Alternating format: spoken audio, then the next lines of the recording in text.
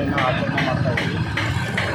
ಒಂದು ಪ್ರಮುಖ ಉದ್ದೇಶ ಏನು ಅಂತಂದರೆ, ಏನು ಜನಸಂಖ್ಯೆ ಸ್ಫೋಟ ಆಗ್ತಾಯಿದೆ ಹಾಗೂ ಆ ಜನಸಂಖ್ಯೆ ಇರುವಂತಹ ಜನಸಂಖ್ಯೆಯನ್ನು ಅರ್ಥಪೂರ್ಣವಾಗಿ ಅವರುಗಳ ಒಂದು ಜನಶಕ್ತಿಯಾಗಿ ದೇಶದ ಅಭಿವೃದ್ಧಿಗೆ ಒಂದು ಪೂರಕವಾಗಿ ಆ ಜನಸಂಖ್ಯೆಯನ್ನು ಬಳಸಬೇಕು ಅನ್ನೋದು ಒಂದು ಮಹತ್ತರ ಉದ್ದೇಶ.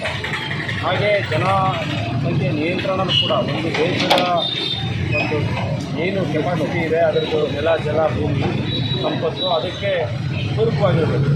ಅತಿಯಾದ ಜನಸಂಖ್ಯೆ ಆದರೂ ಒಂದು ಕಷ್ಟ ಆಗ್ತದೆ, ಆ ದೇಶಕ್ಕೆ ತಡ್ಕೊಳ್ಳಿಕ್ಕೆ ಸಾಧ್ಯ ಆಗೋದಿಲ್ಲ. ಹಾಗೆ ತುಂಬ ಕಡಿಮೆ ಆದರೂ ಕೂಡ ಆದ ದೇಶ ಅಭಿವೃದ್ಧಿ ಆಗೋದಿಲ್ಲ. ಕೆಲವೊಂದು ದೇಶಗಳಲ್ಲಿ ಜನಸಂಖ್ಯೆ ತುಂಬ ಕಡಿಮೆ ಇದೆ, ಆದರೆ ಚೈನಾ, ಭಾರತ ಅಂಥ ದೇಶಗಳಲ್ಲಿ ಅತಿಯಾದ ಜನಸಂಖ್ಯೆ ಇದೆ. ಆದಾಗ್ಯೂ ಈಗ ಇರುವಂಥ ಜನಸಂಖ್ಯೆ ಏನು ನಮ್ಮ ಜನರ ಒಂದು ಭವಿಷ್ಯನ ಒಳ್ಳೆ ರೀತಿಯಲ್ಲಿ ರೂಪಣೆ ಮಾಡಿ ಅವರ ಒಂದು ಸಂಪನ್ಮೂಲನ ಜನಸಂಖ್ಯೆಯ ಸಂಪನ್ಮೂಲವಾಗಿ ಪರಿವರ್ತನೆ ಮಾಡಬೇಕು ಅನ್ನೋ ಒಂದು ಉದ್ದೇಶ.